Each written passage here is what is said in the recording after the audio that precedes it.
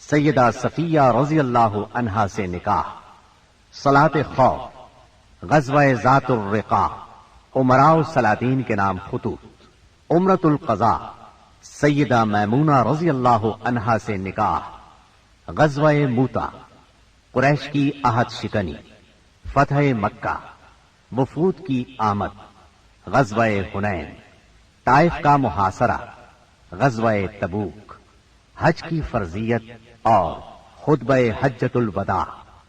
لیجئے سماعت فرمائیے پیشکش محمد طارق شاہد۔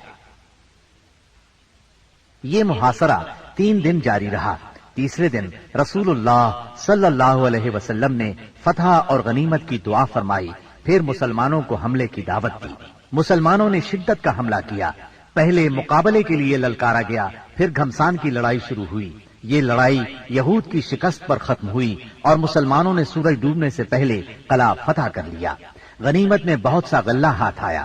اس قلعے میں سب سے زیادہ خوراک اور چربی تھی۔ اس طرح یہ مسلمانوں کے لیے سب سے کارآمد قلعہ ثابت ہوا۔ مسلمان اس سے پہلے سخت بھوک کا شکار تھے، چنانچہ بہت سے لوگوں نے گدھے ذبح کر دیے، لیکن اللہ کے رسول صلی اللہ علیہ وسلم نے ان کو کھانے سے منع فرما دیا۔ چنانچہ آپ کا حکم پا کر چولہوں پر چڑھی ہوئی ہانڈیاں الٹ دی گئی۔ یہود نے یہاں سے بھاگ کر قلعہ زبیر میں پناہ لی اور وہاں قلعہ بند ہو گئے۔ یہ نطاط کا تیسرا اور آخری قلعہ تھا۔ مسلمانوں نے آگے بڑھ کر اس کا بھی محاصرہ کر لیا۔ چوتھے دن ایک یہودی نے آ کر پانی کی بعض نالیوں کی نشاندہی کر دی۔ ان سے یہود پانی پیا کرتے تھے، چنانچہ مسلمانوں نے یہ نالیاں کاٹ دی۔ اس پر یہود نے باہر نکل کر سخت لڑائی کی، لیکن شکست کھا کر شک کی طرف پسپا ہو گئے اور حصن ابی میں قلعہ بند ہو گئے۔ مسلمانوں نے ان کا تعاقب کیا اور وہاں بھی ان کا محاصرہ کر لیا، چنانچہ وہ نہایت سخت لڑائی کے لیے تیار ہو کر نکلے۔ ان کے ایک بہادر نے نکل کر مقابلے کی دعوت دی اور مارا گیا، پھر دوسرا نکلا اور وہ بھی مارا گیا۔ اسے سیدنا ابو دجانہ سماک بن خراشہ انصاری رضی اللہ عنہ نے قتل کیا، اور اسے قتل کرتے ہی وہ تیزی سے قلعے میں جا گھسے۔ ان کے ساتھ ہی اور مسلمان بھی داخل ہو گئے۔ کچھ دیر تک قلعے کے اندر لڑائی جاری رہی، پھر یہود نے راہ فرار اختیار کی اور اس علاقے کے سب سے آخری قلعے حصن نزار میں قلعہ بند ہو گئے۔ مسلمانوں کو حصن ابی سے بہت سا مال غنیمت ہاتھ آیا۔ مسلمان اب حصن نزار کی طرف بڑھے اور اس کا محاصرہ کر لیا۔ یہ قلعہ پہاڑ کی چوٹی پر تھا اور وہاں پہنچنے کی کوئی صورت نہیں تھی۔ یہودیوں نے یہاں اپنی حفاظت کا زبردست انتظام کر رکھا تھا۔ انہیں یقین تھا کہ اس قلعے میں مسلمان داخل نہیں ہو سکیں گے، اس لیے انہوں نے اس قلعے میں عورتوں اور بچوں سمیت قیام کیا۔ تیر اور پتھر برسا کر سخت جوابی کارروائی کی۔ جواب میں مسلمانوں نے بھی منجنیق نصب کر کے اس قلعے پر پتھروں کی بارش شروع کر دی۔ اس سے ان کے دلوں پر رعب چھا گیا اور وہ کوئی قابل ذکر سختی برداشت کیے بغیر قتیبہ کے علاقے کی طرف بھاگ نکلے۔ مسلمانوں کو اس قلعے سے تانبے اور مٹی کے برتن ملے۔ ان کے بارے میں رسول اللہ صلی اللہ علیہ وسلم نے فرمایا، ان کو دھو لو اور ان میں کھانا پکاؤ۔ اس کے بعد مسلمان قلعہ قموس کی طرف بڑھے۔ یہ قتیبہ کا پہلا قلعہ تھا۔ 14 یا 20 دن تک اس کا محاصرہ جاری رہا۔ اس کے بعد یہود نے پناہ طلب کر لی۔ یہ بھی کہا جاتا ہے کہ انہوں نے پناہ طلب نہیں کی تھی، مسلمانوں نے لڑ کر فتح کیا اور یہود باقی 2 قلعوں وتیح اور سلالم کی طرف بھاگے۔ لیکن جب مسلمانوں نے ان کے محاصرے کے لیے پیش قدمی کی تو یہود نے اس شرط پر امان طلب کر لی کہ وہ عورتوں اور بچوں سمیت خیبر کی سرزمین سے جلا وطن ہو جائیں گے۔ رسول اللہ صلی اللہ علیہ وسلم نے یہ شرط مان لی اور آپ نے یہ بھی اجازت دی کہ سونے، چاندی، گھوڑے اور ہتھیاروں کے علاوہ وہ اپنی سواریوں پر جو کچھ اور جتنا کچھ لاد سکتے ہیں لے جائیں، اور اگر کچھ چھپایا تو ذمہ ختم سمجھا جائے گا۔ اس کے بعد انہوں نے باقی 3 قلعے مسلمانوں کے حوالے کر دیے۔ مسلمانوں کو 100 زرہیں، 400 تلواریں، 1000 نیزے اور 500 عربی کمانیں ہاتھ آئیں۔ ان چیزوں کے علاوہ تورات کے کچھ صحیفے بھی ملے، لیکن یہ مانگنے والوں کو واپس دے دیے گئے۔ کنانہ ابن ابی الحقیق اور اس کے بھائی نے بدعہدی کی اور بہت سا سونا چاندی اور جواہرات چھپا دیے، لہذا ان سے ذمہ ختم ہو گیا اور بدعہدی کی سزا میں ان دونوں کو قتل کر دیا گیا۔ ہویئی بن اخطب کی صاحبزادی سیدہ صفیہ کنانہ کے نکاح میں تھیں۔ انہیں قیدیوں میں داخل کر لیا گیا۔ اس غزوے میں کل 93 یہودی مارے گئے، جبکہ مسلمان 15 کے قریب شہید ہوئے۔ سیدنا عمرو بن امیہ زمری رسول اللہ صلی اللہ علیہ وسلم کا خط لے کر نجاشی کے پاس گئے تھے۔ جب وہ حبشہ کے مہاجرین کو ساتھ لے کر واپس ہوئے تو ان میں سے ایک جماعت نے خیبر کا رخ کیا، جس میں سیدنا ابو موسیٰ اشعری اور جعفر بن ابی طالب رضی اللہ عنہما بھی تھے۔ یہ لوگ رسول اللہ صلی اللہ علیہ وسلم کے پاس پہنچے تو خیبر فتح ہو چکا تھا، لیکن ابھی مال غنیمت تقسیم نہیں ہوا تھا۔ نبی کریم صلی اللہ علیہ وسلم نے سیدنا جعفر رضی اللہ عنہ کو بوسہ دیا اور فرمایا، اللہ کی قسم میں نہیں جانتا کہ مجھے کس بات کی زیادہ خوشی ہے، خیبر کی فتح کی یا جعفر کی آمد کی۔ پھر جب مال تقسیم فرمایا تو انہیں بھی مال غنیمت میں سے حصہ دیا۔ سیدہ صفیہ بنت حیی بن اخطب کو جب قیدیوں میں شامل کیا گیا تو انہیں رسول اللہ صلی اللہ علیہ وسلم کی اجازت سے دحیہ بن خلیفہ کلبی رضی اللہ عنہ نے لے لیا، لیکن صحابہ کرام نے آ کر عرض کیا، اے اللہ کے رسول صلی اللہ علیہ وسلم، صفیہ صرف آپ کے شایان شان ہیں، وہ بنو قریظہ اور بنو نذیر کی سردار ہیں۔ اس پر رسول اللہ صلی اللہ علیہ وسلم نے انہیں بلایا اور اسلام کی دعوت دی۔ انہوں نے اسلام قبول کیا۔ اس پر آپ نے انہیں آزاد کر دیا، انہیں نکاح کی پیشکش کی۔ ان کے منظور کرنے پر آپ نے ان سے شادی کر لی اور ان کی آزادی ہی کو ان کا مہر قرار دیا اور انہیں عورتوں کے حوالے کر دیا۔ جب خیبر اور وادی القریٰ فتح ہو گئے، فدق اور تیماء کے باشندوں نے اطاعت قبول کر لی تو آپ نے مدینہ واپسی کی راہ اختیار فرمائی۔ راستے میں سیدہ صفیہ رضی اللہ عنہا کی رخصتی عمل میں آئی۔ دوسری صبح آپ نے کھجور، گھی اور پنیر کا ولیمہ کھلایا اور 3 روز شب عروسی کے طور پر ان کے ساتھ قیام فرمایا، پھر روانہ ہوئے۔ سفر 7 ہجری کے آخر یا ربیع الاول 7 ہجری کے اوائل میں مدینہ منورہ تشریف لائے۔ خیبر سے مدینہ آ کر رسول اللہ صلی اللہ علیہ وسلم مطمئن ہو گئے تھے کہ اطلاع ملی، بنو انمار، ثعلبہ اور محارب کے بدو جمع ہو رہے ہیں۔ آپ نے مدینہ منورہ کا انتظام سیدنا عثمان بن عفان رضی اللہ عنہ کو سونپا، 700 صحابہ کو ساتھ لیا اور 2 دن کے فاصلے پر واقع مقام نخل کا رخ کیا۔ وہاں بنو غطفان کی ایک جمعیت سے آمنا سامنا ہوا۔ دونوں فریق ایک دوسرے کے سامنے آئے لیکن جنگ نہ ہوئی۔ نماز کی اقامت ہوئی تو نبی صلی اللہ علیہ وسلم نے مسلمانوں کو صلاۃ خوف پڑھائی، یعنی پہلے ایک گروہ کو 2 رکعت نماز پڑھائی، پھر وہ لوگ پیچھے چلے گئے تو دوسرے گروہ کو 2 رکعت نماز پڑھائی۔ اس طرح آپ کی 4 رکعت نماز ہوئی اور لشکر کی 2 رکعت۔ یہی صلاۃ خوف ہے۔ اس کی اور بھی کئی صورتیں ہیں، احادیث میں وضاحت موجود ہے۔ پھر اللہ نے دشمن کے دل میں مسلمانوں کا رعب بٹھا دیا، وہ منتشر ہو گئے اور رسول اللہ صلی اللہ علیہ وسلم مدینہ منورہ لوٹ آئے۔ اس غزوے کا نام اس لیے ذات الرقاع پڑا کہ اس سفر میں پیدل چلنے کی وجہ سے مسلمانوں کے پاؤں زخمی ہو گئے تھے۔ انہوں نے زخمی پیروں پر چیتھڑے لپیٹ لیے تھے۔ چیتھڑوں کو عربی میں رقاع کہتے ہیں۔ یہ بھی کہا جاتا ہے کہ اس کی زمین اور پہاڑ مختلف رنگ کے تھے، گویا کہ وہ رقاع یعنی پیون تھے، اور کہا جاتا ہے کہ غزوے کی جگہ کا نام ہی یہی ہے۔ اس غزوے میں سب سے دلچسپ بات یہ پیش آئی کہ ایک دن نبی صلی اللہ علیہ وسلم نے ایک سایہ دار درخت کے نیچے پڑاؤ ڈالا اور اپنی تلوار اسی درخت سے لٹکا کر سو گئے، جبکہ باقی لوگ مختلف درختوں کے نیچے سو گئے۔ ایسے میں ایک مشرک اس طرف آ نکلا، اس نے رسول اللہ صلی اللہ علیہ وسلم پر تلوار سونت لی۔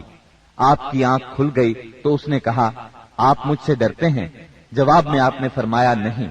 اس نے کہا، اب آپ کو مجھ سے کون بچائے گا؟ آپ نے فرمایا، اللہ۔ یہ سن کر اس کے ہاتھ سے تلوار گر گئی۔ آپ نے وہ تلوار اٹھا لی اور فرمایا، اب تمہیں مجھ سے کون بچائے گا؟ اس نے کہا، آپ مجھ پر احسان کیجئے۔ آپ نے اسے اسلام کی دعوت دی۔ وہ مسلمان تو نہ ہوا، لیکن اس نے یہ عہد کیا کہ وہ آپ سے لڑائی کرے گا، نہ لڑنے والوں کے ساتھ ہوگا۔ آپ نے اسے چھوڑ دیا۔ اس نے اپنی قوم میں واپس جا کر کہا، میں تمہارے پاس سب سے اچھے انسان کے پاس سے آ رہا ہوں۔ صلح حدیبیہ کے بعد کفار مکہ سے اور فتح خیبر کے بعد یہود کی طرف سے اطمینان ہوا تو نبی کریم صلی اللہ علیہ وسلم نے ہمسایہ ملکوں کے بادشاہوں اور سلاطین کے نام خطوط لکھ کر اسلام کی دعوت دی۔ آپ نے روم کے بادشاہ قیصر، مصر کے شاہ مقوقس، شام کے غسانی بادشاہ حارث بن ابی شمر، یمامہ کے حاکم حوزہ اور عمان کے حاکم کے پاس اپنے سفیروں کے ذریعے سے دعوتی خطوط ارسال فرمائے۔ ان خطوط کی عبارت نہایت مختصر اور سادہ ہوتی تھی، مثلا بسم اللہ الرحمن الرحیم، یہ خط محمد بن عبداللہ کی طرف سے ہے جو اللہ کا بندہ اور رسول ہے، تمہیں دین اسلام کی طرف دعوت دیتا ہے۔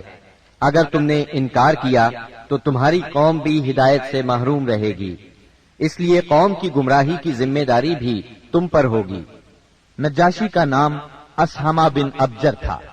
آپ نے اسے یہ خط لکھا، بسم اللہ الرحمن الرحیم، یہ خط ہے اللہ کے نبی صلی اللہ علیہ وسلم کی طرف سے نجاشی اسحمہ شاہ حبشہ کی طرف۔ اس شخص پر سلام ہو جو ہدایت کی پیروی کرے اور اللہ اور اس کے رسول پر ایمان لائے۔ میں شہادت دیتا ہوں کہ اللہ وحدہ لا شریک کے سوا کوئی عبادت کے لائق نہیں، اس نے کسی کو اپنی بیوی بنایا نہ لڑکا، اور میں اس کی بھی شہادت دیتا ہوں کہ محمد اس کا بندہ اور رسول ہے، اور میں تمہیں اسلام کی دعوت دیتا ہوں کیونکہ میں اس کا رسول ہوں، لہذا اسلام لے آؤ، سلامت رہو گے۔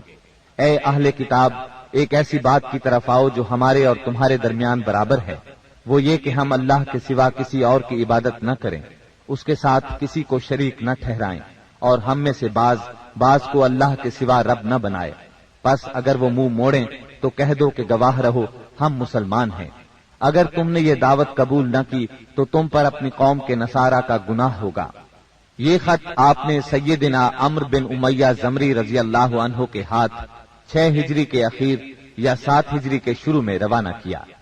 نجاشی کو جب یہ خط ملا تو اس نے آنکھوں سے لگایا، تخت سے اتر آیا اور سیدنا جعفر رضی اللہ عنہ کے ہاتھ پر اسلام قبول کر لیا۔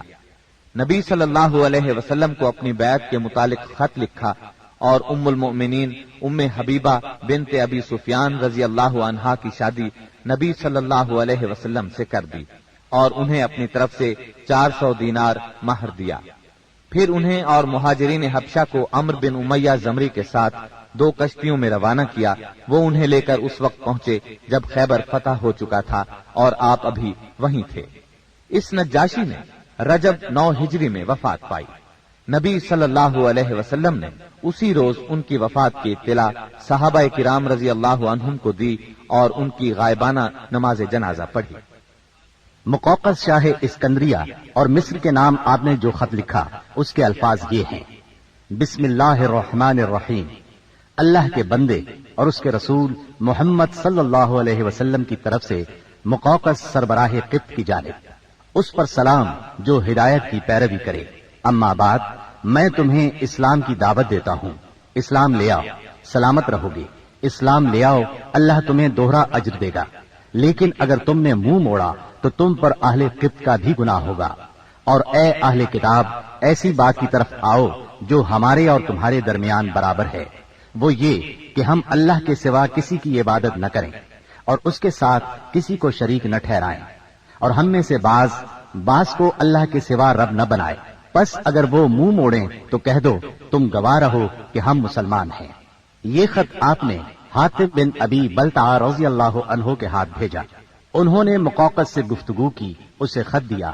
مقوقس نے ان کی عزت افزائی کی اور خط کو ہاتھی دانت کے ڈبے میں رکھ کر اس پر مہر لگائی اور اسے محفوظ کر لیا، اور نبی صلی اللہ علیہ وسلم کو جواب لکھا اور اس میں اقرار کیا کہ ایک نبی باقی رہ گئے ہیں اور میں سمجھتا تھا وہ ملک شام سے نکلیں گے۔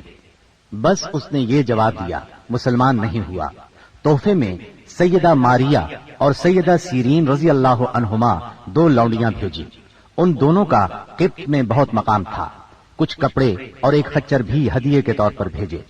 اس خچر کا نام دلدل تھا۔ نبی صلی اللہ علیہ وسلم نے ماریہ کو اپنے لیے منتخب فرمایا اور سیرین کو سیدنا حسان بن ثابت رضی اللہ عنہ کے لیے ہبہ کر دیا۔ خچر کو بھی آپ نے اپنی سواری کے لیے پسند فرمایا۔ آپ نے ایک خط شاہ فارس خسرو پرویز کے نام لکھا۔ آپ نے اسے لکھا، بسم اللہ الرحمن الرحیم، محمد رسول اللہ صلی اللہ علیہ وسلم کی طرف سے کسرا والی فارس کی جانب، اس شخص پر سلام جو ہدایت کی پیروی کرے اور اللہ اور اس کے رسول پر ایمان لائے، اور گواہی دے کہ اللہ کے سوا کوئی عبادت کے لائق نہیں، وہ تنہا ہے، اس کا کوئی شریک نہیں، اور محمد صلی اللہ علیہ وسلم اس کے بندے اور رسول ہیں۔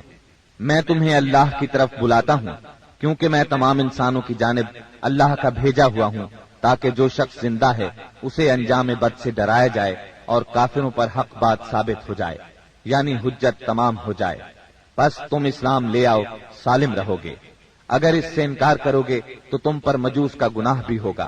یہ خط آپ نے سیدنا عبداللہ بن حذافہ سہمی رضی اللہ عنہ کے ذریعے بھیجا اور انہیں حکم دیا کہ اس کو عظیم بحرین کے حوالے کر دیں، اور سربراہ بحرین اسے کسرا کے حوالے کرے گا۔ جب یہ خط کسرا کے سامنے پڑھا گیا تو اس نے خط کو پھاڑ ڈالا اور کہا، میری رعایا میں سے ایک حقیر غلام اپنا نام مجھ سے پہلے لکھتا ہے۔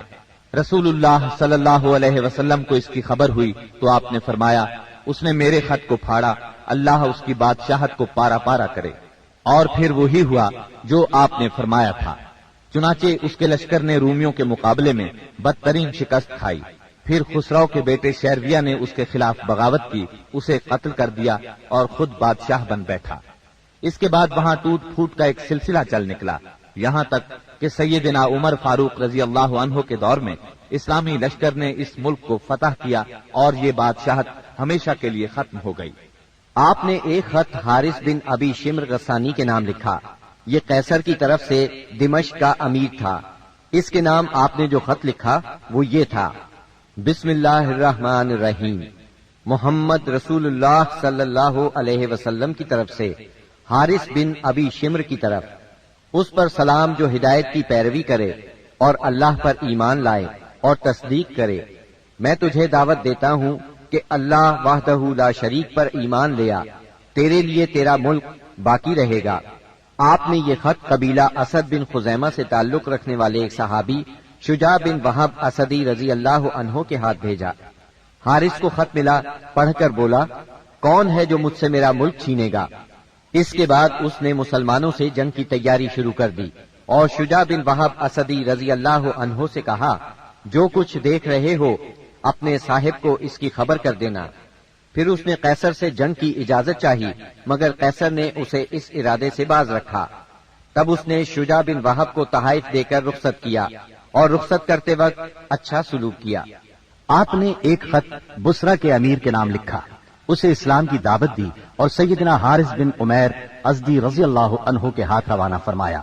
سیدنا حارث جنوبی اردن کے علاقے بلقا کے ایک مقام موتا میں پہنچے تو شرابیل بن عمر غسانی نے ان کا سامنا کیا اور انہیں شہید کر دیا۔ قاصدوں کے سلسلے میں یہ سب سے سخت ظالمانہ قدم تھا۔ ان کے سوا نبی صلی اللہ علیہ وسلم کا کوئی قاصد قتل نہیں کیا گیا۔ آپ نے اس پر سخت غم و غصے کا اظہار فرمایا اور یہی واقعہ بعد میں غزوہ موتا کا سبب بنا۔ اس کا ذکر آگے آئے گا۔ جب ذیقعد کا چاند طلوع ہو گیا تو نبی صلی اللہ علیہ وسلم نے صحابہ کرام رضی اللہ عنہم کو حکم دیا کہ اپنے عمرے کی قضا کے طور پر عمرہ کریں اور کوئی بھی آدمی حدیبیہ میں حاضر تھا پیچھے نہ رہے۔ چنانچہ اس مدت میں جو لوگ شہید ہو چکے تھے انہیں چھوڑ کر بقیہ سب لوگ روانہ ہوئے اور آل حدیبیہ کے سوا کچھ اور لوگ بھی عمرہ کرنے کے لیے ہمراہ نکلے۔ اس طرح تعداد 2000 ہو گئی۔ رسول اللہ صلی اللہ علیہ وسلم نے اس موقع پر ابو رحم غفاری رضی اللہ عنہ کو مدینے میں اپنا جانشین مقرر کیا، 60 اونٹ ساتھ لیے اور ناجیہ بن جندب اسلمی کو ان کی دیکھ بھال کا کام سونپا۔ رسول اللہ صلی اللہ علیہ وسلم مکے میں داخلے کے وقت اپنی قصواء نامی اونٹنی پر سوار تھے۔ مسلمانوں نے تلواریں حمائل کر رکھی تھی اور رسول اللہ صلی اللہ علیہ وسلم کو گھیرے میں لیے ہوئے لبیک پکار رہے تھے۔ مشرکین جبکہ مسلمانوں کا تماشا دیکھنے کے لیے گھروں سے نکل کر کعبے کے شمال میں واقع قیقیان پہاڑ پر جا بیٹھے تھے، انہوں نے آپس میں باتیں کرتے ہوئے کہا تھا کہ تمہارے پاس ایک ایسی جماعت آ رہی ہے جسے یثرب کے بخار نے توڑ ڈالا ہے۔ اس لیے نبی صلی اللہ علیہ وسلم نے حکم دیا کہ وہ پہلے 3 پھیروں میں کندھوں کو ہلاتے ہوئے دوڑ کر چلیں تاکہ کفار کو معلوم ہو جائے مسلمان کمزور نہیں ہوئے۔ اس طرح چلنے کو رمل کہتے ہیں۔ یہ سنت آج تک قائم ہے اور قیامت تک قائم رہے گی۔ اہل مکہ نے اگرچہ معاہدے کی روح سے عمرے کی اجازت دے دی تھی لیکن تھے وہ بہت طیش میں۔ روسائے قریش نے تو شہر کو خالی ہی کر دیا تھا اور کعبے کے شمال میں واقع پہاڑ قیان پر چلے گئے تھے۔ رسول اللہ صلی اللہ علیہ وسلم کو دیکھنے کے لیے مشرکین نے لائن لگا رکھی تھی۔ آپ مسلسل لبیک پکار رہے تھے، یہاں تک کہ آپ نے چھڑی سے حجر اسود کو چھوا، پھر آپ نے طواف کیا اور صحابہ کرام نے بھی طواف کیا۔ اس وقت سیدنا عبداللہ بن رواحہ رضی اللہ عنہ تلوار حمائل کیے رسول اللہ صلی اللہ علیہ وسلم کے آگے آگے چل رہے تھے اور رجز کے یہ اشعار پڑھ رہے تھے: خلوا بني الكفار عن سبيله خلوا فكل الخير في رسوله اليوم نضربكم على تأويله كما ضربناكم على تنزيله ضربا يزيل الهام عن مقيله ويذهل الخليل عن خليله۔ اے ابنائے کفار، ان کا راستہ چھوڑ دو، راستہ چھوڑ دو کہ ساری بھلائی اس کے پیغمبر ہی میں ہے۔ آج ہم اس کی تعویل پر تمہیں ماریں گے جیسے اس کی تنزیل پر تمہیں مار چکے ہیں، اور مار بھی ایسی ماریں گے کہ کھوپڑی اپنی جگہ سے چھٹک جائے گی اور دوست کو دوست سے بے خبر کر دے گی۔ اس طرح مکے میں آپ نے 3 دن قیام فرمایا اور اس دوران میں سیدہ میمونہ بنت حارث ہلالیہ رضی اللہ عنہا سے شادی کی۔ وہ سید الشہداء سیدنا حمزہ رضی اللہ عنہ کی بیوی اور ابن عباس رضی اللہ عنہ کی خالہ تھیں۔ انہیں جب شادی کا پیغام ملا تو انہوں نے اپنا معاملہ سیدنا عباس رضی اللہ عنہ کو سونپ دیا، کیونکہ سیدہ میمونہ کی بہن سیدہ ام الفضل انہی کی زوجیت میں تھیں۔ سیدنا عباس نے نبی صلی اللہ علیہ وسلم سے ان کی شادی کر دی۔ 3 دن گزرنے کے بعد قریش نے پیغام بھیجا کہ معاہدے کی شرط پوری ہو چکی ہے، اب مسلمانوں کو چاہیے کہ مکہ سے چلے جائیں۔ آپ نے یہ پیغام ملتے ہی روانگی کا حکم صادر فرما دیا اور وعدے کے مطابق شہر خالی کر دیا۔ موتا اردن میں بلقاء کے قریب ایک آبادی کا نام ہے، جہاں سے بیت المقدس 2 دن کی مسافت پر واقع ہے۔ یہاں کے سردار شرحبیل بن عمرو غسانی نے نبی کریم صلی اللہ علیہ وسلم کے سفیر حارث بن عمیر ازدی کو شہید کر دیا تھا۔ وہ نبی صلی اللہ علیہ وسلم کا خط لے کر اس کے پاس گئے تھے۔ اس طرح مظلوم حارث کے قتل سے سفیروں کی جانیں خطرے میں پڑ گئی تھیں، اس لیے نبی کریم صلی اللہ علیہ وسلم نے قریباً 3000 کی فوج زید بن حارثہ رضی اللہ عنہ کے ہمراہ روانہ کی اور فرمایا اگر زید شہید ہو جائیں تو جعفر امیر ہوں اور جعفر شہید ہو جائیں تو عبداللہ بن رواحہ امیر ہوں گے۔ اسلامی لشکر شمال کی طرف بڑھتا ہوا معان پہنچا اور یہیں لشکر نے پڑاؤ ڈالا اور جاسوسوں نے اطلاع پہنچائی کہ ہرقل قیصر روم بلقاء کے علاقے میں مآب کے مقام پر 1 لاکھ رومیوں کا لشکر لے کر خیمہ زن ہے اور اس کے جھنڈے تلے عرب کے صحرا نشین عیسائی قبائل لخم، جزام، بلقین، بہرا اور بلیجی وغیرہ کے بھی قریباً 1 لاکھ آدمی شہنشاہ ہرقل کی آمد پر وہاں جمع تھے۔ اس لیے حاکم غسان نے ہرقل سے مدد کی درخواست کی۔ ہرقل نے اس کی مدد کے لیے فوج بھیج دی۔ اس طرح مسلمانوں کے مقابلے میں اتنی بڑی فوج آ گئی۔ مسلمان صرف 3000 تھے اور دشمن 1 لاکھ سے زیادہ۔ مورخین نے ان کی تعداد 1.5 لاکھ تک لکھی ہے۔ اتنی بڑی تعداد دیکھ کر مسلمان سوچ میں پڑ گئے۔ اس کے بارے میں انہوں نے آپس میں مشورہ کیا تو کچھ لوگوں کا خیال تھا کہ ہم رسول اللہ صلی اللہ علیہ وسلم کو تحریری طور پر دشمن کی تعداد کی اطلاع دیں۔ رسول اللہ صلی اللہ علیہ وسلم کی طرف سے مزید کمک ملے گی یا کوئی اور حکم ملے گا اور اس کی تعمیل کی جائے گی۔ لیکن سیدنا عبداللہ بن رواحہ رضی اللہ عنہ نے اس رائے کی مخالفت کرتے ہوئے مسلمانوں سے فرمایا ہم فتح اور شکست کے لیے نہیں، اللہ کی رضا کے لیے میدان میں آئے ہیں، لہٰذا فتح اور شکست سے بے نیاز ہو کر لڑو۔ انہوں نے یہ الفاظ کہہ کر لوگوں کو مزید گرما دیا۔ لوگوں، اللہ کی قسم، جس چیز سے آپ کترا رہے ہیں یہ تو وہی شہادت ہے جس کی طلب میں آپ لوگ نکلے ہیں۔ ہم تو محض اس دین کے بل پر لڑتے ہیں جس سے اللہ نے ہمیں مشرف کیا ہے، اس لیے آگے بڑھو، ہمیں 2 بھلائیوں میں سے 1 بھلائی ضرور حاصل ہوگی، ہم غالب آئیں گے یا شہادت سے سرفراز ہوں گے۔ آخرکار سیدنا عبداللہ بن رواحہ رضی اللہ عنہ کی پیش کی ہوئی بات پر عمل کیا گیا اور اس طرح جنگ شروع ہو گئی۔ रसूल सल्लल्लाहु अलैहि वसल्लम के परवरदा सैयदना जैद बिन हारिसा रजी अल्लाह अन्हु फौज के सिपा सालार थे। सैयदना जैद बिन हारिसा निहायत जवामर्दी से लड़ते और दुश्मनों को मारते काटते आखिर शहीद हो गए। उनकी शहादत के बाद सैयदना जाफर तैयार रजी अल्लाह अन्हु ने झंडा अपने हाथों में लिया। ये नबी सल्लल्लाहु अलैहि वसल्लम के चचाजाद सैयदना अली रजी अल्लाह अन्हु के सगे भाई थे। 33 साल की उम्र थी। निहायत जवां मर्दी से लड़े, जिस्म पर 90 से ज्यादा जख्म खाकर शहादत का जाम नोश किया। इनके बाद सैयदना अब्दुल्ला बिन रवाहा रजी अल्लाह अन्हु ने अलम हाथ में लिया और जंग शुरू की। आखिर शहीद हो गए। फिर खालिद बिन वलीद रजी अल्लाह अन्हु ने फौज की कमान संभाली और 1.5 दिन की शदीद तरीन जंग के बाद अपने से 40 गुना फौज को भागने पर मजबूर कर दिया। इस जंग में 9 तलवारें सैयदना खालिद के हाथ से टूटी। उधर नबी सल्लल्लाहु अलैहि वसल्लम ने सहाबाए किराम को मदीने में उसी दिन 3 सालारों की शहादत की खबर दी और बतलाया कि अब कमान खालिद बिन वलीद के हाथ में आ गई है। और इसी जंग के बाद सैयदना खालिद बिन वलीद को सैफुल्लाह का खिताब अता हुआ। सुलह हुदैबिया को मुनाकिद हुए 2.25 साल गुजर चुके थे और हिजरत का 8वां साल खत्म होने को था कि कुफ्फार मक्का ने अहद शिकनी की। हुआ ये कि कबीला बनु बकर ने, जो कुफ्फार का मुआविन और हलीफ था, कबीला बनु खुजा पर हमला कर दिया। ये कबीला मुसलमानों का हलीफ था। इसके नतीजे में बनु खुजा को शदीद जानी और माली नुकसान पहुंचा। उन बेचारों ने अमान भी मांगी, भागकर खाना काबा में पनाह भी ली, मगर उन्हें हर जगह बेदरेग कत्ल किया गया। ये मजलूम जब इलाहक यानी अपने अल्लाह के वास्ते करके रहम की दरखास्त करते थे, तो ये जालिम उनके जवाब में कहते थे, ला इलाहल यौम, यानी आज अल्लाह कोई चीज नहीं। मजलूमों के बचे कुचे 40 आदमियों ने भागकर अपनी जान बचा ली थी। ये लोग नबी सल्लल्लाहु अलैहि वसल्लम की खिदमत में पहुंचे और अपनी मजलूमी और बर्बादी की दास्तान सुनाई। अम्र बिन सालिम खुजाई ने पुरदर्द नज्म में तमाम वाकयात सुनाए। इस नज्म के चंद अशआर का तर्जुमा ये है। कुरैश ने आपसे वादा खिलाफी की। उन्होंने उस मजबूत मुआहदे को जो आपसे किया था तोड़ डाला। हमें खुश्क घास की तरह पामाल कर दिया। वो समझते हैं कि हमारी इमदाद को कोई नहीं आएगा। वो तो जलील हैं और कलील हैं। उन्होंने वतीर में हमें सोते हुए जा लिया। हमें रुकू और सुजूद की हालत में पारा पारा कर दिया। इस तरह मुआहदे की खिलाफ वर्जी करके कुरैश ने सुलहनामा हुदैबिया को तोड़ दिया। मगर बाद में जब उन्हें अपनी उजलत और आकिबत नाअंदेशी का ख्याल आया, तो रसूलुल्लाह सल्लल्लाहु अलैहि वसल्लम की खिदमत में अबू सुफियान को मुआहदे की तजदीद के लिए भेजा। लेकिन ये एक सियासी चाल थी।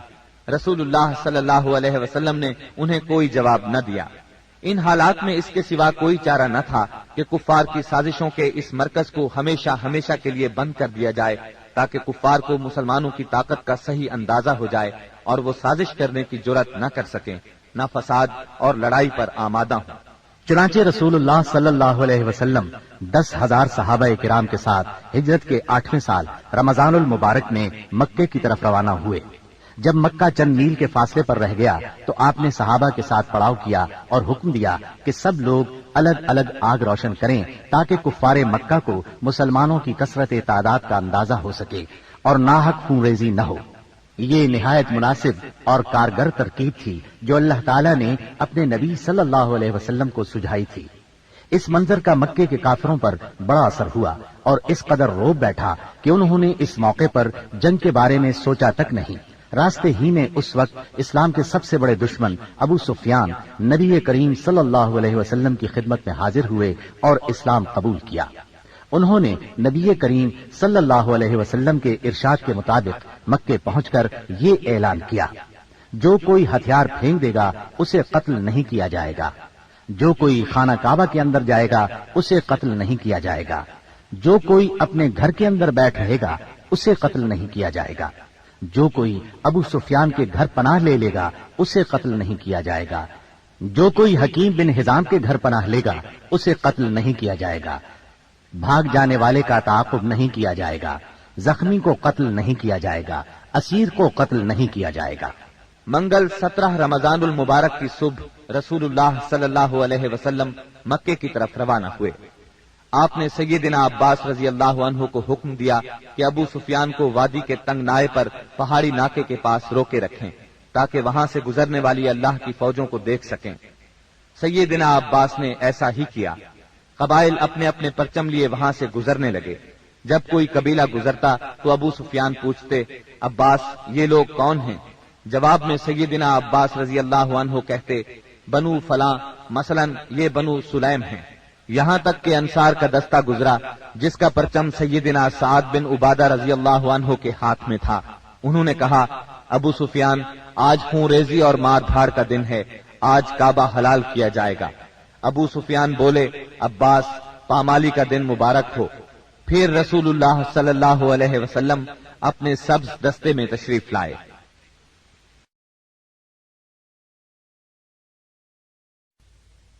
پھر رسول اللہ صلی اللہ علیہ وسلم اپنے سبز دستے میں تشریف لائے۔ آپ مہاجرین اور انصار کے درمیان میں تھے۔ یہاں صرف لوہے کی بار دکھائی پڑ رہی تھی۔ ابو سفیان نے کہا، سبحان اللہ، عباس یہ کون لوگ ہیں؟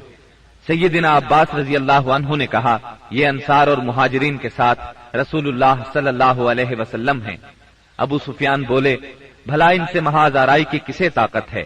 تمہارے بھتیجے کی بادشاہت تو بہت زبردست ہو گئی ہے۔ سیدنا عباس رضی اللہ عنہ نے کہا، یہ بادشاہت نہیں، نبوت ہے۔ ابو سفیان بولے، آپ ٹھیک کہتے ہیں۔ پھر انہوں نے رسول اللہ صلی اللہ علیہ وسلم کو سیدنا سعد رضی اللہ عنہ کی بات بتائی۔ آپ نے فرمایا، سعد نے غلط کہا، آج کعبے کی تعظیم کا دن ہے، آج کعبے کو غلاف پہنایا جائے گا۔ پھر آپ نے پرچم سیدنا سعد رضی اللہ عنہ کے ہاتھ سے لے کر ان کے صاحبزادے قیس کے حوالے کر دیا۔ جب رسول اللہ صلی اللہ علیہ وسلم ذی طوا پہنچے تو میسرہ کے سالار سیدنا خالد بن ولید رضی اللہ عنہ کو حکم دیا کہ وہ قدا کے راستے مکہ میں زیرین حصے سے داخل ہوں اور کوئی آڑے آئے تو اسے کاٹ کر رکھ دیں، یہاں تک کہ صفا پر آپ سے آ ملیں۔ نبی صلی اللہ علیہ وسلم نے میمنہ کے قائد اور علم بردار سیدنا زبیر کو حکم دیا کہ وہ قدا کے راستے بالائی حصے میں داخل ہوں اور حجون میں آپ کا پرچم گاڑ دیں۔ نیز رسول اللہ صلی اللہ علیہ وسلم کی آمد تک وہیں ٹھہرے رہیں، جبکہ پیادہ اور بے ہتھیار لوگوں کے قائد سیدنا ابو عبیدہ رضی اللہ عنہ کو حکم دیا کہ وہ بطن وادی کا راستہ پکڑیں اور مکے میں رسول اللہ صلی اللہ علیہ وسلم سے آگے اتریں۔ اس موقع پر قریش نے کچھ اوباشوں کو خندمہ میں جمع کیا، کہا کہ اگر انہیں کچھ کامیابی ہوئی تو ان کے ساتھ رہیں گے، ورنہ جو کچھ مطالبہ کیا جائے گا منظور کر لیں گے۔ جب خالد بن ولید رضی اللہ عنہ ان کے پاس سے گزرے تو ایک معمولی سی جھڑپ نے ان کے 12 آدمیوں کو کاٹ ڈالا اور باقی بھاگ کھڑے ہوئے۔ اس کے بعد سیدنا خالد بن ولید رضی اللہ عنہ مکے کے گلی کوچوں کو رونتے ہوئے کوہ صفا پر رسول اللہ صلی اللہ علیہ وسلم سے جا ملے۔ البتہ ان کے دستے کے 2 آدمی بھٹک کر لشکر سے بچھڑ گئے اور شہید کر دیے گئے۔ ادھر سیدنا زبیر رضی اللہ عنہ نے حجون میں مسجد فتح کے پاس جھنڈا گاڑا اور ایک خیمہ نصب کیا۔ اس میں ام سلمہ اور سیدہ میمونہ رضی اللہ عنہما نے قیام کیا اور وہیں ٹھہری رہیں، یہاں تک کہ رسول اللہ صلی اللہ علیہ وسلم تشریف لے آئے۔ تھوڑی دیر آرام فرمایا، پھر آگے بڑھے۔ اس وقت ابو بکر صدیق رضی اللہ عنہ آپ کے ساتھ تھے اور باتیں کر رہے تھے۔ پھر آپ سورہ فتح کی تلاوت کرتے ہوئے مہاجرین اور انصار کے جلوہ میں مسجد حرام کے اندر داخل ہوئے، حجر اسود کو چوما، بیت اللہ کا طواف کیا۔ آپ حالت احرام میں نہیں تھے، اس وقت بیت اللہ کے گرد 360 بت تھے۔ آپ صلی اللہ علیہ وسلم ایک لکڑی سے ان بتوں کو کچوکے لگاتے جا رہے تھے اور فرماتے جاتے تھے، جاء الحق وزهق الباطل إن الباطل كان زهوقا۔ حق آ گیا اور باطل چلا گیا، یقیناً باطل جانے ہی والا ہے۔ جاء الحق وما يبدئ الباطل وما يعيد۔ حق آ گیا اور باطل کی چلت پھرت ختم ہو گئی۔ آپ بتوں کو ہلکی سی ضرب لگاتے جا رہے تھے اور بت گرتے جا رہے تھے۔ جب آپ طواف سے فارغ ہو گئے تو سیدنا عثمان بن طلحہ رضی اللہ عنہ کو بلا کر ان سے کعبے کی چابی لی اور اس کو کھولنے کا حکم دیا۔ پھر اس میں جو بت تھے انہیں نکلوا کر توڑوا دیا۔ جو تصاویر تھیں انہیں مٹوا دیا۔ اس کے بعد آپ سیدنا اسامہ بن زید اور سیدنا بلال رضی اللہ عنہم کے ساتھ اندر داخل ہوئے اور دروازہ بند کر لیا۔ پھر دروازے کے مقابل کی دیوار کے رخ سے 3 ہاتھ کے فاصلے پر کھڑے ہوئے اپنے بائیں 1 ستون، دائیں 2 ستون اور پیچھے 3 ستون کیے اور 2 رکعت نماز پڑھی۔ پھر بیت اللہ میں گھوم کر اس کے اطراف میں اللہ کی تکبیر اور توحید کے الفاظ کہے۔ اس کے بعد آپ نے دروازہ کھولا۔ قریش مسجد حرام میں صفیں لگاتے کھچا کھچ بھرے تھے۔ آپ نے دروازے کے دونوں بازو پکڑ کر ایک بلیغ خطبہ دیا جس میں اسلام کے بہت سے احکام بیان فرمائے، جاہلیت کے امور کو ساقط کیا اور اس کی نخوت کے خاتمے کا اعلان کیا۔ پھر فرمایا، قریش کے لوگوں، تمہارا کیا خیال ہے میں تمہارے ساتھ کیا سلوک کرنے والا ہوں؟ انہوں نے جواب دیا، آپ کریم بھائی ہیں اور کریم بھائی کے صاحبزادے ہیں۔ آپ نے ارشاد فرمایا، لا تثريب عليكم اليوم اذهبوا فأنتم الطلقاء، آج کے دن تم پر کوئی سرزنش نہیں، جاؤ تم سب آزاد ہو۔ پھر نیچے تشریف لائے اور مسجد حرام میں تشریف فرما ہوئے۔ چابی سیدنا عثمان بن طلحہ رضی اللہ عنہ کو واپس کی اور فرمایا، اس کو ہمیشہ ہمیشہ کے لیے لے لو، تم لوگوں سے اسے وہی چھینے گا جو ظالم ہوگا۔ نبوت کے ابتدائی دنوں میں ایک مرتبہ نبی اکرم صلی اللہ علیہ وسلم نے انہی عثمان سے فرمایا تھا کہ بیت اللہ کا دروازہ کھول دو، انہوں نے انکار کیا تھا۔ تب نبی کریم صلی اللہ علیہ وسلم نے فرمایا تھا، اچھا تم دیکھ لینا کہ ایک دن یہ چابی میرے ہاتھ میں ہوگی اور میں جسے چاہوں گا اسے عطا کروں گا۔ یہ سن کر عثمان بن طلحہ رضی اللہ عنہ نے جواب دیا تھا، کیا اس روز قریش کے سبھی مرد ذلیل اور تباہ ہو جائیں گے؟ اس بات کے جواب میں آپ نے فرمایا تھا، وہ اور بھی زیادہ عزت دار ہوں گے۔ اسی روز رسول اللہ صلی اللہ علیہ وسلم ام ہانی بنت ابی طالب کے گھر میں داخل ہوئے، وہاں غسل کیا اور ان کے گھر ہی میں 8 رکعت نماز پڑھی۔ ہر 2 رکعت پر سلام پھیرا۔ یہ چاشت کا وقت تھا، اس لیے کسی نے اسے چاشت کی نماز سمجھا اور کسی نے فتح کی نماز مراد لی۔ ام ہانی نے اپنے 2 دیوروں کو پناہ دے رکھی تھی۔ سیدنا علی رضی اللہ عنہ انہیں قتل کرنا چاہتے تھے۔ اس بارے میں جب ام ہانی رضی اللہ عنہا نے بات کی تو آپ نے فرمایا، جسے تم نے پناہ دے رکھی ہے اسے ہم نے پناہ دی۔ ظہر کی نماز کا وقت ہوا تو رسول اللہ صلی اللہ علیہ وسلم نے سیدنا بلال رضی اللہ عنہ کو حکم فرمایا، بلال کعبے کی چھت پر چڑھ کر اذان دو۔ چنانچہ انہوں نے کعبے کی چھت پر چڑھ کر اذان دی۔ یہ گویا اسلام کے غلبے کا اعلان تھا، اور جس قدر یہ مشرکین کو ناگوار تھا مسلمانوں کے لیے اسی قدر خوشگوار تھا۔ والحمدللہ رب العالمین۔ جب مکے کی فتح مکمل ہو چکی تو انصار کو فکر لاحق ہوئی کہ کہیں رسول اللہ صلی اللہ علیہ وسلم یہیں نہ ٹھہر جائے، کیونکہ بہرحال یہ آپ کے خاندان اور آپ کے قبیلے کا شہر تھا۔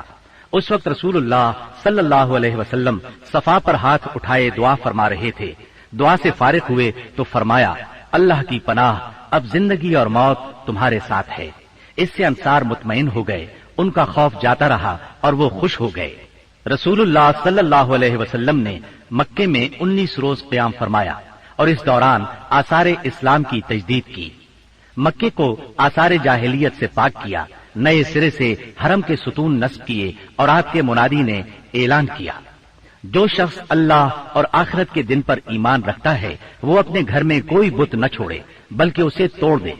25 رمضان المبارک کو رسول اللہ صلی اللہ علیہ وسلم نے 30 سواروں کے ساتھ سیدنا خالد بن ولید رضی اللہ عنہ کو عزا اور اس کا بتخانہ ڈھانے کے لیے نخلہ روانہ کیا۔ سیدنا خالد بن ولید نے جا کر اس کو ڈھا دیا۔ یہ مشرکین کا سب سے بڑا بت تھا۔ پھر آپ نے رمضان ہی میں سیدنا عمرو بن عاص رضی اللہ عنہ کو سوا نامی بت ڈھانے کے لیے روانہ کیا۔ یہ حزیل کا سب سے بڑا بت تھا۔ اس کا استھان مکے سے شمال مشرق میں 150 کلومیٹر کے فاصلے پر رہات نامی مقام پر تھا۔ سیدنا عمرو نے جا کر اس کو ڈھایا۔ اس کا مجاور بت کی بے بسی دیکھ کر مسلمان ہو گیا۔ پھر آپ صلی اللہ علیہ وسلم نے سعد بن زید اشہلی کو اسی ماہ رمضان میں 20 سوار دے کر منات کی طرف روانہ فرمایا۔ یہ قدید کے پاس مشلل میں تھا۔ یہ کلب، خزاع، غسان اور اوس و خزرج کا بت تھا۔ سیدنا سعد نے جا کر اسے توڑ دیا اور بت خانہ ڈھا دیا۔ فتح مکہ کے بعد بہت سے قبائل نے اسلام قبول کر لیا، لیکن حوازن اور بنو ثقیف کے قبیلوں نے چند اور قبائل کو اپنے ساتھ ملا کر 4000 کا لشکر تیار کیا اور مسلمانوں سے زور آزمائی کا فیصلہ کیا۔ نبی کریم صلی اللہ علیہ وسلم کو ان کے ارادوں کی اطلاع ہوئی تو آپ نے اپنے ایک صحابی کو تحقیق کے لیے بھیجا۔ انہوں نے تصدیق کی، تب آپ نے مسلمانوں کو تیاری کا حکم فرمایا۔ چنانچہ 10,000 مدنی اور 2,000 مکی فوج کا لشکر تیار ہو گیا۔ بعض لوگوں نے لشکر کی کثرت کے پیش نظر کہا، آج ہم مغلوب نہیں ہوں گے۔ یہ بات رسول اللہ صلی اللہ علیہ وسلم پر گراں گزری۔ شام ہوئی تو ایک سوار نے آ کر اطلاع دی کہ بنو حوازن عورتوں، بچوں اور اونٹ بکریوں سمیت نکلے ہیں۔ آپ یہ سن کر مسکرائے اور فرمایا، یہ کل انشاءاللہ مسلمانوں کا مال غنیمت ہوگا۔ 10 شوال 8 ہجری کی رات رسول اللہ صلی اللہ علیہ وسلم حنین پہنچے۔ وادی حنین مکہ معظمہ سے 30 میل دور واقع ہے۔ آپ نے وادی میں داخل ہونے سے پہلے سحر کے وقت لشکر کو ترتیب دیا۔ مہاجرین کا پرچم علی بن ابی طالب کو دیا، اوس کا پرچم اسید بن حذیر رضی اللہ عنہ کو، اور خزرج کا پرچم حباب بن منذر کو، اور کچھ دوسرے پرچم دوسرے قبائل کو دیے۔ 2 زرہیں پہنی، سر اور چہرے پر خود رکھا۔ اس کے بعد ہراول دستے نے وادی میں اترنا شروع کیا۔ اسے چھپے ہوئے دشمن کی موجودگی کا علم نہیں تھا۔ ابھی وہ اتر ہی رہا تھا کہ اچانک دشمن نے ٹڈی دل کی طرح تیروں کی بارش کر دی۔ پھر دشمن مسلمانوں پر ٹوٹ پڑا۔ اس اچانک حملے سے ہراول دستے میں انتشار پھیل گیا۔ اس میں موجود مسلمانوں کے پاؤں اکھڑ گئے۔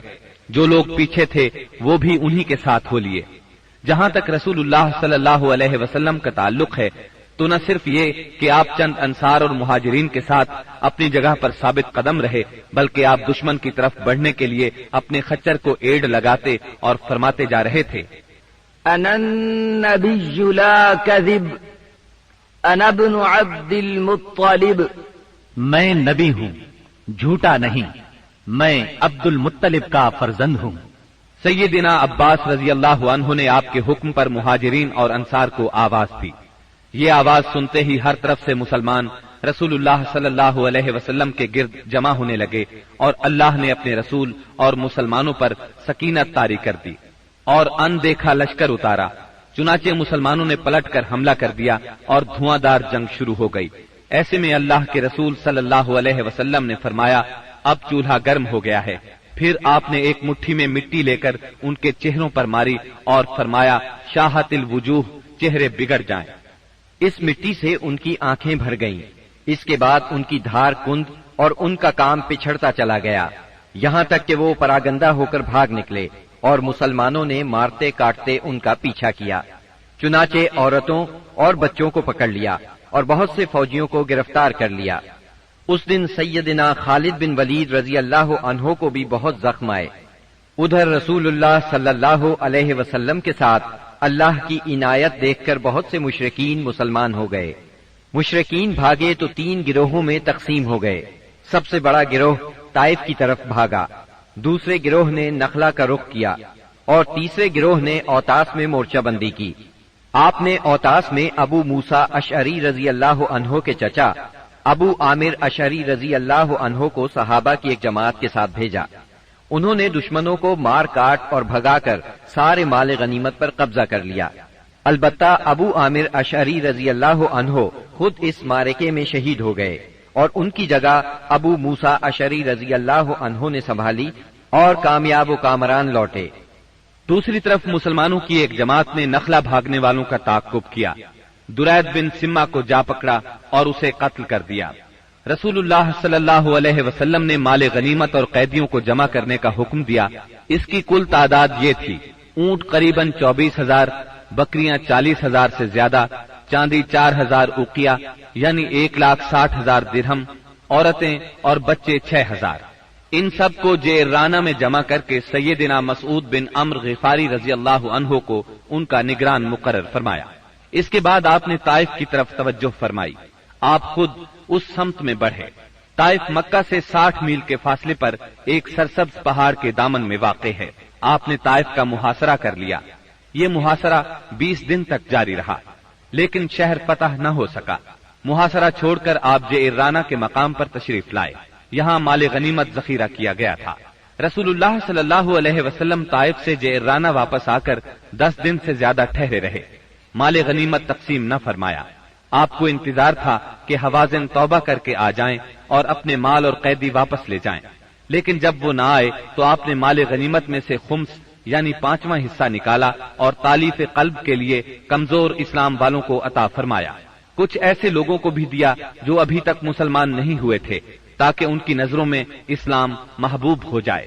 انصار کو رسول اللہ صلی اللہ علیہ وسلم کے اس فعل پر حیرت ہوئی کہ آپ نے تالیف قلوب کی خاطر اندازے سے بڑھ کر عطیے دیے اور انصار کو کچھ نہ دیا.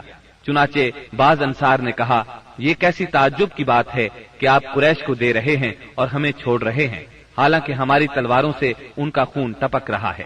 یہ بات انصار کے رئیس سیدنا سعد بن عبادہ رضی اللہ عنہ نے آپ تک پہنچائی.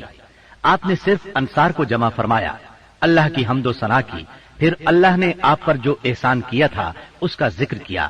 اس کے بعد فرمایا، انصار کے لوگوں، تم اپنے جی میں دنیا کی ایک حقیر سی گھاس کے لیے ناراض ہو گئے. اس کے ذریعے سے میں نے لوگوں کا دل جوڑا تھا تاکہ وہ مسلمان ہو جائیں اور تمہیں تمہارے اسلام کے حوالے کر دیا تھا. اے انصار، کیا تم اس سے راضی نہیں کہ لوگ اونٹ بکریاں لے جائیں اور تم رسول اللہ صلی اللہ علیہ وسلم کو لے کر اپنے ڈیروں پر جاؤ؟ اس ذات کی قسم جس کے ہاتھ میں محمد کی جان ہے، اگر ہجرت نہ ہوتی تو میں بھی انصار کا ایک فرد ہوتا، اور اگر سارے لوگ ایک راہ چلیں اور انصار دوسری راہ تو میں بھی انصار ہی کی راہ چلوں گا. اے اللہ، انصار پر رحم فرما، انصار کے بیٹوں پر رحم فرما اور انصار کے پوتوں پر رحم فرما. اس پر لوگ اس قدر روئے کہ داڑھیاں تر ہو گئیں اور کہنے لگے، ہم راضی ہیں کہ ہمارے حصے اور نصیب میں رسول اللہ صلی اللہ علیہ وسلم ہوں. اس کے بعد رسول اللہ صلی اللہ علیہ وسلم واپس آ گئے اور انصار بھی واپس ہو گئے. بنی سعد کے ایک سردار زہیر نے آگے بڑھ کر عرض کیا، بنی سعد سے آپ کا رضاعت یعنی دودھ کا رشتہ ہے اور وہ آپ سے مہربانی کی امید رکھتے ہیں.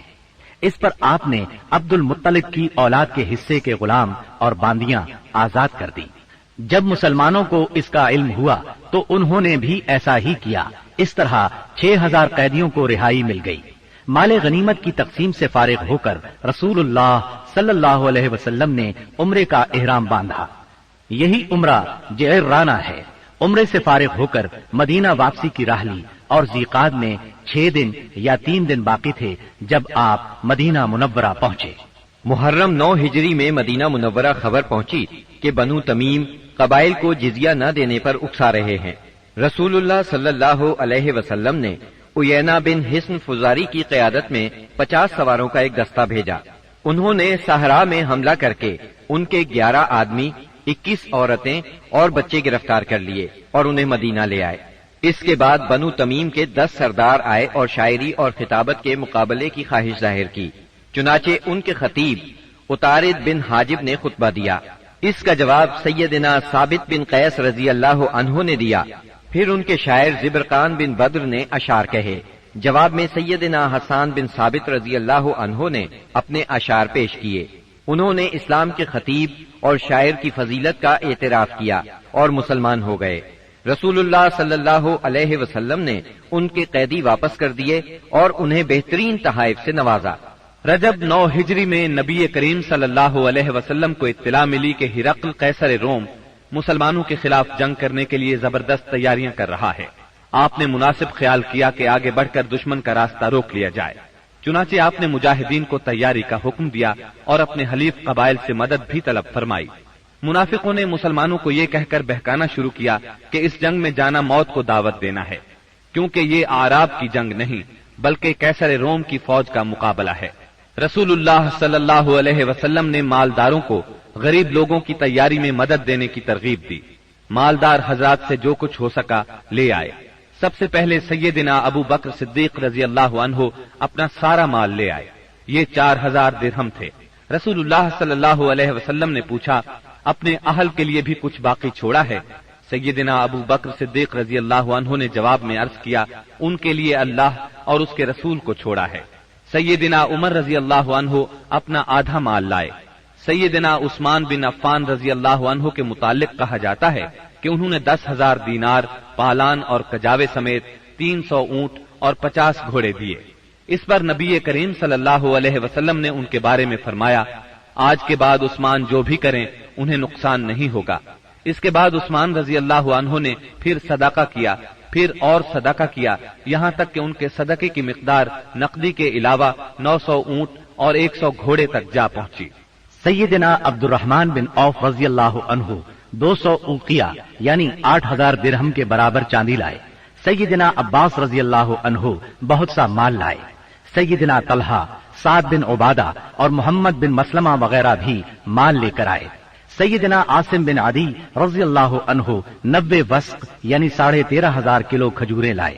باقی صحابہ نے بھی اپنی اپنی بساط کے مطابق بڑھ چڑھ کر صدقات کی لائن لگا دی، یہاں تک کہ عورتوں نے بھی اپنے زیورات اتار اتار کر آپ کی خدمت میں بھیج دیے۔ تنگ دست صحابہ کرام آپ صلی اللہ علیہ وسلم سے سواری طلب کرنے کے لیے آئے۔ آپ نے فرمایا، میں کچھ نہیں پاتا جس پر آپ لوگوں کو سوار کروں۔ وہ اس حالت میں واپس لوٹے کہ ان کی آنکھیں آنسو بہا رہی تھیں، اس لیے کہ وہ کچھ خرچ کرنے کو بھی نہ پا سکے۔ چنانچہ ان حضرات کو سیدنا عباس اور سیدنا عثمان رضی اللہ عنہما نے تیار کیا۔ نبی کریم صلی اللہ علیہ وسلم نے مدینہ منورہ کا انتظام محمد بن مسلمہ کو سونپا۔ بال بچوں پر سیدنا علی رضی اللہ عنہ کو مقرر فرمایا، خود لشکر لے کر تبوک کی طرف روانہ ہوئے۔ تبوک شام کی سرحد پر واقع ہے۔ نبی کریم صلی اللہ علیہ وسلم نے سب سے بڑا علم سیدنا ابو بکر صدیق رضی اللہ عنہ کے سپرد کیا اور پھر ہر قبیلے کا جھنڈا اس کے سردار کے حوالے کیا۔ غرض اسلام کا یہ لشکر 14 دن میں تبوک پہنچ گیا۔ جب قیصر روم ہرقل کو مسلمانوں کے جوش، جذبے اور تیاری کی اطلاع ملی تو اس نے جنگ کا ارادہ ترک کر دیا۔ آپ نے 20 روز وہاں قیام فرمایا۔ اسی مقام پر قیصر روم کے ماتحت حکام نے آپ سے امان طلب کر کے جزیہ دینا قبول کیا۔ اس کے بعد لشکر اسلام جنگ کے بغیر اپنا مقصد حاصل کر کے واپس لوٹ آیا۔ منافقین نے مسلمانوں میں پھوٹ ڈالنے کے لیے مسجد قباء کے مقابلے میں مسجد زرار تعمیر کی تھی۔ جب نبی صلی اللہ علیہ وسلم غزوہ تبوک کے لیے جانے لگے تو منافقین نے اس مسجد میں نماز پڑھنے کی خواہش کی۔ آپ نے انہیں جواب دیا کہ واپسی پر پڑھاؤں گا۔ واپسی کی خبر پا کر یہ لوگ آگے بڑھے تاکہ رسول اللہ صلی اللہ علیہ وسلم مسجد زرار میں نماز ادا فرمائیں۔ اس وقت اللہ تعالیٰ نے وحی نازل فرمائی اور اپنے رسول کو مسجد زرار کی حقیقت سے آگاہ فرمایا۔ یہ ذکر سورہ توبہ کی آیات 107 اور 108 میں آیا ہے۔ وحی آنے پر رسول اللہ صلی اللہ علیہ وسلم نے منافقین کی تعمیر کردہ مسجد کو گروا دیا، اس کا تمام سامان جلوا دیا۔ 9 ہجری میں چند واقعات تاریخی نوعیت کے پیش آئے۔ تبوک سے واپسی کے بعد اویمر اجلانی اور ان کی بیوی کے درمیان لعان ہوا۔ غامدیہ نامی ایک عورت آپ کی خدمت میں حاضر ہوئی، اس نے بدکاری کا اقرار کیا۔ آپ نے اسے رجم کرنے کا حکم فرمایا، لیکن وہ بچے کی ماں بننے والی تھی، لہذا بچے کی پیدائش کے بعد رجم کیا گیا۔ اسہمہ نجاشی شاہ حبشہ نے وفات پائی اور رسول اللہ صلی اللہ علیہ وسلم نے ان کی غائبانہ نماز جنازہ ادا فرمائی۔ نبی صلی اللہ علیہ وسلم کی صاحبزادی ام کلثوم رضی اللہ عنہا کی وفات ہوئی۔ ان کی وفات پر آپ کو سخت غم ہوا اور آپ نے سیدنا عثمان رضی اللہ عنہ سے فرمایا، اگر میرے ہاں تیسری بیٹی ہوتی تو اس کی شادی بھی میں تم سے کر دیتا۔ تبوک سے رسول اللہ صلی اللہ علیہ وسلم کی واپسی کے بعد منافقین کے سردار عبداللہ بن ابی نے وفات پائی۔ رسول اللہ صلی اللہ علیہ وسلم نے اس کے لیے دعائے مغفرت کی۔ سیدنا عمر رضی اللہ عنہ نے آپ سے عرض کیا، آپ اس کی نماز جنازہ نہ پڑھیں، لیکن آپ نے نماز پڑھی۔ بعد میں وحی نازل ہوئی، اس میں سیدنا عمر رضی اللہ عنہ کی رائے کی تائید نازل ہوئی۔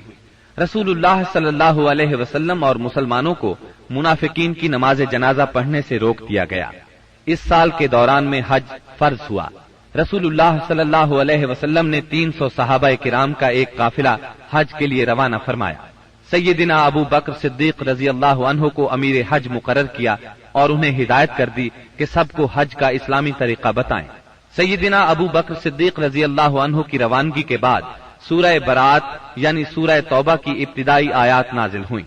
جس میں ان تمام مشرکین سے عہد توڑنے کا حکم تھا جنہوں نے اپنے عہد کی پاسداری نہیں کی تھی، اور ان کو اور ان لوگوں کو جن کا سرے سے کوئی عہد ہی نہیں تھا 4 مہینے کی مہلت دی گئی تھی کہ اس دوران میں جس طرح چاہیں زمین میں گھوم پھر لیں، تاکہ انہیں معلوم ہو جائے کہ وہ اللہ کو بے بس نہیں کر سکتے، اور یہ کہ اللہ کافروں کو رسوا کر کے رہے گا۔ البتہ جو مشرکین اپنے عہد پر قائم تھے اسے توڑا نہیں تھا اور مسلمانوں کے خلاف کسی کی مدد نہیں کی تھی، ان کا عہد پورا کرنے کا حکم دیا گیا۔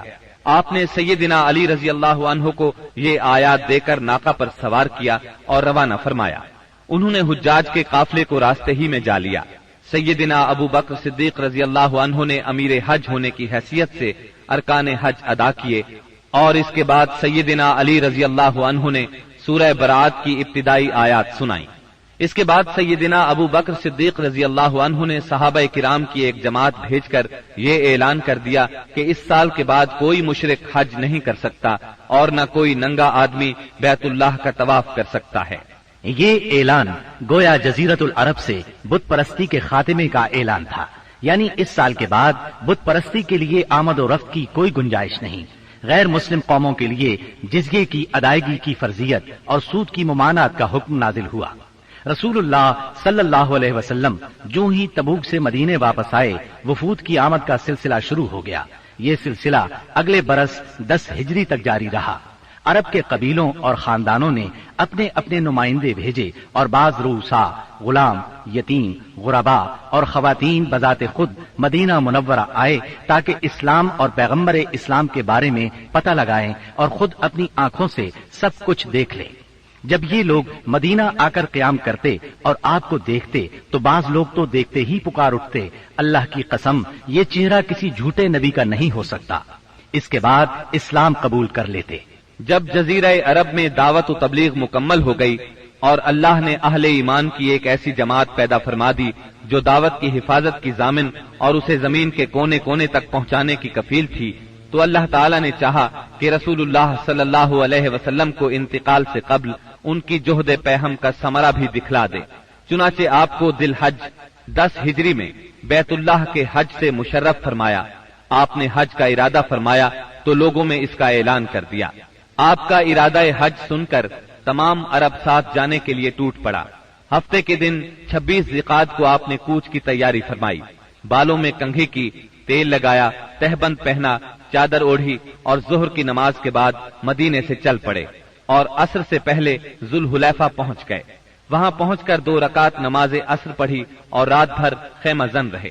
صبح ہوئی تو صحابہ کرام سے فرمایا، رات میرے پروردگار کی طرف سے ایک آنے والا آیا، اس نے کہا اس مبارک وادی میں نماز پڑھو اور کہو حج میں عمرہ ہے۔ اس کے بعد آپ صلی اللہ علیہ وسلم نے اپنا سفر جاری رکھا۔ ہفتہ بھر بعد مکے کے قریب پہنچے تو ذی طوا میں رات گزاری اور وہیں نماز فجر پڑھ کر غسل فرمایا، پھر مسجد حرام میں داخل ہوئے۔ یہ اتوار 4 ذی الحج کی صبح تھی۔ وہاں حجر اسود کو بوسہ دیا، بیت اللہ کا 7 مرتبہ طواف کیا۔ طواف کے بعد مقام ابراہیم پر نماز پڑھی اور دوبارہ حجر اسود کو بوسہ دیا۔ پھر کوہ صفا پر آئے، صفا اور مروہ کے درمیان سعی کی۔ اس کے بعد اعلان فرمایا، جس شخص کے ساتھ قربانی کا جانور نہ ہو وہ احرام کھول دے۔ 8 ذی الحج ترویہ کے دن آپ مکہ سے مینا تشریف لے گئے اور وہاں 9 ذی الحج کی صبح تک قیام فرمایا۔ ظہر، عصر، مغرب، عشاء اور فجر کی نمازیں وہیں پڑھیں، پھر اتنی دیر ٹھہرے کہ سورج طلوع ہو گیا۔ اس کے بعد عرفہ کو چل پڑے۔ وہاں پہنچے تو وادی نمرہ میں قبہ تیار تھا، اسی میں اترے۔ جب سورج ڈھل گیا تو آپ کے حکم سے آپ کی اونٹنی قصوا پر کجاوا کسا گیا اور آپ بطن وادی میں تشریف لے گئے۔ اس وقت آپ کے گرد 1,24,000 یا 1,44,000 انسانوں کا سمندر ٹھاٹھے مار رہا تھا۔ آپ نے ان کے درمیان ایک جامع خطبہ ارشاد فرمایا۔ جو لوگ خطبے کے جملوں کو سن رہے تھے وہ دوسروں تک پہنچا رہے تھے اور سنانے کے لیے بلند آواز سے دوہرا رہے تھے۔ آپ صلی اللہ علیہ وسلم نے ارشاد فرمایا، جو لوگ یہاں موجود نہیں ہیں ان کو سننے والے یہ پیغام پہنچا دیں۔ نبی کریم صلی اللہ علیہ وسلم نے اپنے اس خطبے میں ارشاد فرمایا، لوگو میری باتوں کو غور سے سنو، کیونکہ میں نہیں جانتا، شاید اس سال کے بعد اس مقام پر میں تم سے کبھی نہ مل سکوں۔ लोगो, जैसा कि ये दिन, ये महीना और ये शहर मक्का हुर्मत वाला है, इसी तरह एक दूसरे के जानो माल तुम पर हराम है। सुन लो, जाहिलियत की हर चीज मेरे पांव तले रौंद दी गई। जाहिलियत के खून भी खत्म कर दिए गए और हमारे खून में से पहला खून रबिया बिन हारिस के बेटे का खून है। मैं इसको खत्म कर रहा हूँ। ये बच्चा बनु साद में दूध पी रहा था कि उन्हीं अय्याम में कबीला बनु हुजैल ने उसे कत्ल कर दिया और जाहिलियत का सूद खत्म कर दिया गया और हमारे सूद में से पहला सूद अब्बास बिन अब्दुल मुत्तलिब का है। मैं इसको खत्म कर रहा हूँ। अब ये सारे का सारा सूद खत्म है। ऐ लोगो, औरतों का तुम पर हक है जैसा कि तुम्हारा उन पर हक है। औरतों के साथ भलाई करो। तुम्हें बहुत जल्द अल्लाह के सामने हाजिर होना है और वो तुमसे तुम्हारे आमाल के बारे में सवाल फरमाएगा। खबरदार खबरदार, मेरे बाद गुमराह न हो जाना। लोगो, न तो मेरे बाद कोई पैगंबर है, न कोई और उम्मत ही पैदा होने वाली है। खूब सुन लो, अपने परवरदिगार की इबादत करना, पंजगाना नमाज अदा करना, रमजान के रोजे रखना, अपने मालों की ज़कात देना। तमाम मुसलमान महकूम हों या आजाद, यकसा जिम्मेदारियां और हुकूक रखते हैं। आमाल दीन के सिवा किसी को किसी पर कोई फजीलत नहीं। तुम अपने गुलामों को वो खिलाओ जो तुम खुद खाते हो और उन्हें वो लिबास पहनाओ जो तुम खुद पहनते हो। उन पर न कोई जुल्म करो और न उनका कोई हक छीनो। अमानतें उनके मालिकों के सपुर्द करना चाहिए। दूसरों पर जुल्म न करो ताकि तुम पर भी जुल्म न किया जाए। सूद हराम है। शैतान इस सरजमीन में अपनी परस्तिश से मायूस हो गया है, लेकिन ये होगा कि उसकी इताअत छोटे छोटे उमूर में की जाएगी। लिहाजा तुम शैतान की इताअत से बचो।